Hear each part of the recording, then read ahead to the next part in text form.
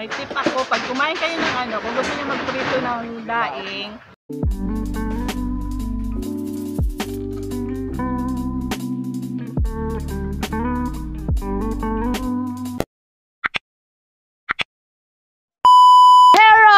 it's me, Dayan Juliana Ray, ang nagsasabi kung wala ka namang duwan, meron ka namang Dayan. And for today's vlog, ang gagawin natin is, pag-aaralan natin kung paano gumawa ng daing. Magbilad pala ng daing. Gumagawa man yan, ma. Ganon. Maglilinis ng daing. Siyempre, nakaraan, yung mga vlog ko puro nasa bukid. So ngayon, pag-aaralan naman natin yung sa tabi ng dagat. Ayamin yung mga gawain dito sa tabi ng dagat. And mahaba yung ko. Sana hindi magstay yung amoy. Nay, gaano ka nakatagal? Gaano ka nakatagal na bibilad na? Natatawa-tawa. Natatawa kasi ako kasi hindi mo na po pala yung ginagawa mga nakaraan. So, ilang taon ka po natuto mag ganyan-ganyan ng isda? Simula pa nang maliit ako. Gaano po kaliit? Mga elementary. Mamatingin ka sa camera. Elementary. Yan. Kahit hindi pa ako nag-aaral. Elementary kasi hindi pa nag-aaral. Ano pong first step sa paggawa niyan? Dinadaing. Paano yun? Ganyan ang isda, di ba? Ganyan. Tapos po, Sunod. Pinapaka, sinahati. Sunod pagkatapos, inaano sa dito. Binababad. Ano po ito overnight. Ito ba Sa yun? Bisaya, lamaan. Lama. Binababara ng ng isda para siya ay Bako. magiging Maalat. maalat. Eh di ba po galing na siya sa dagat? Ba't hindi pa rin siya po maalat na gano'n? Hindi pa kasi para para ma-preserve siya, hindi siya kaagad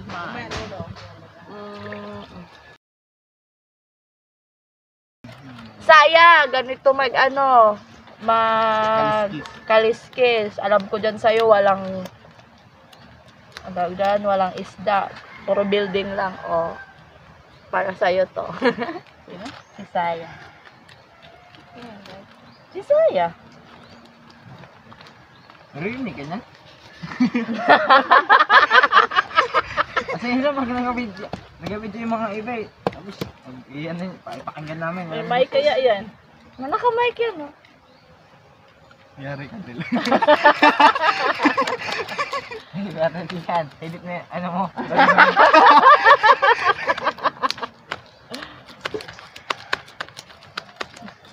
A few moments later. Ay, mag-hi ka sa mama mo. Makakita ka nga sa Manila.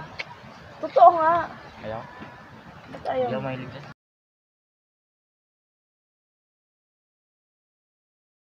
Pwede lahat ba po ng isda pwedeng gawing daing?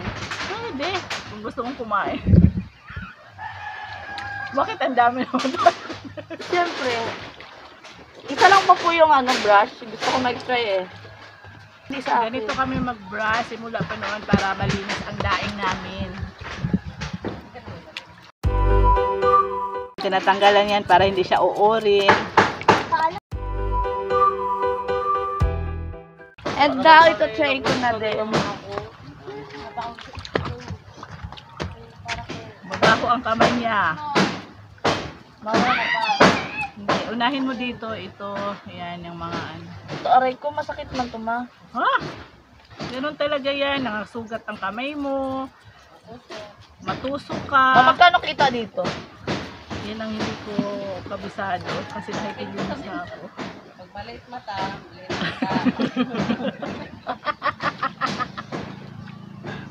Na parang masisira yung isda, na. Huwag mo masyadong anuhin. kaya pala nagtulo, yung gana niya, Ang daming tanggalin mo yung magandang kita. Ito, mama, hindi ito tatanggalin. Tanggalin yan siya kasi yan nakakaano ng uod. Para malinis siya tingnan. Paborito ko yung isdang bisugo na daing. Yun lang yung gustong-gusto ko kainin. Tapos yung kalahati lang yung dito part na part, oh. Kasi ngayon yung walang masyadong tinik, ha. Tanggalin mo ganyan mo. Baho yung kukumang, baka hindi matanggal yung amoy. Matagal, ay, ganun talaga ang ano, pag tagabilad ka ng isda. Amoy isda ka na, amoy ano. Pero malinis naman yung ano mo. Daing mo.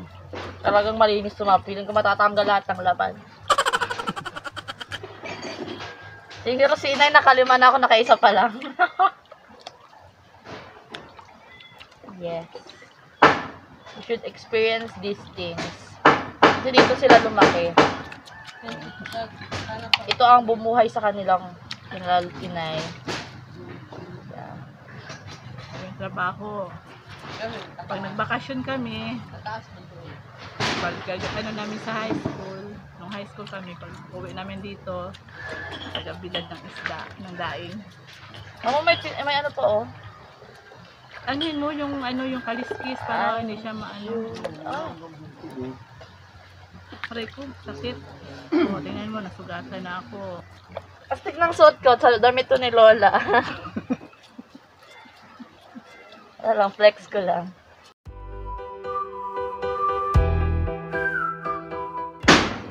Sino kaya? Ang swerte naman na makakakain nito. Pag minsan ito, ilang banyera kami noon. Sunod, tanghali na kami matapos. Ang init-init ang iitim namin. Pero magaganda pa rin na Siyempre. Ay! Alam ko na kung saan ko talaga nakuha. Mamaalat na ba to? Siyempre maalat na yan kasi nababad mo siya sa, ano, sa asin. Hindi ba ang ganun kaalat? Damak ako. Itong tubig na to, tubig ano siya? Tubig dagat. Yan. Di ba, Nay? May tip ako, pag kumain kayo ng ano, kung gusto niyo magprito ng daing, para hindi masyadong maalat, ibabad nyo muna sa tubig na asin ng mga kahit 5 minutes. Masarap na siya. Hindi na masyadong maalat. Mama, okay po ba?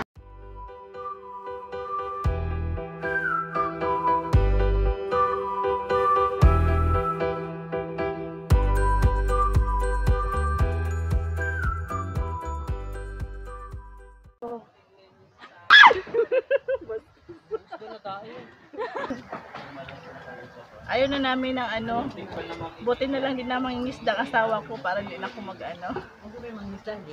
Pero mangingisda siya ng ano, ng soul. Ng mga puso ng taong naliligaw.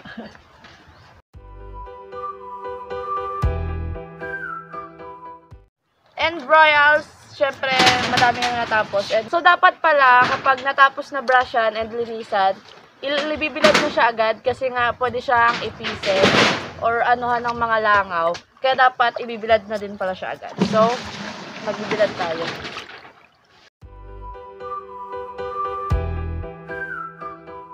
Dapat careful ka kasi pwede kang masugatan ng mga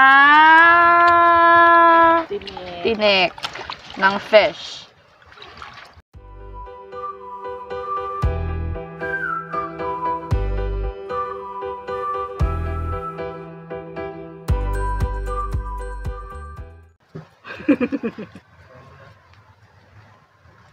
Ano mo siya ba nagabuhat?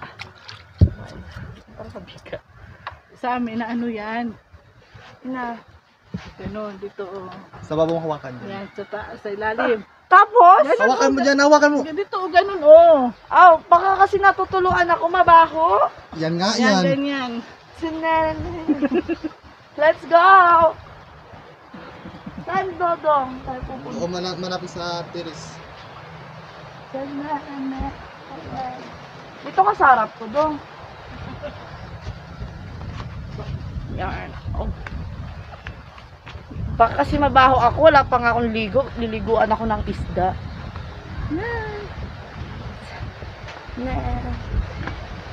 Huwag ka masyadong magalaw kasi papa. Ito yung camera. Aray ko. Yan. Ilalagay natin.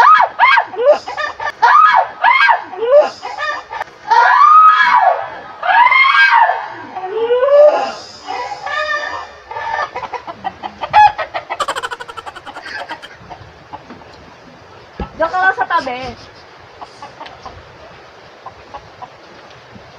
Ayan! Tapos na natin siya. And lalagyan na natin to ulit.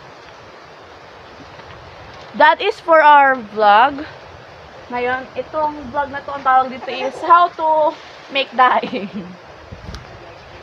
And para sa ating insights, kailangan talaga natin ng sipag at tiyaga sa mga ginagawa natin. Kasi kung hindi tayo patient and hindi tayo careful sa ginagawa natin, hindi natin matatapos yun. Kasi maraming procedures, hindi lang siya one procedure na gagayatin mo lang siya, lilinisan mo siya, bibilad mo pa siya, tatanggalin mo pa siya ulit. So, kailangan talaga natin magkaroon tayo ng sipag at tiyaga sa mga ginagawa natin. So, bye for now, Royals.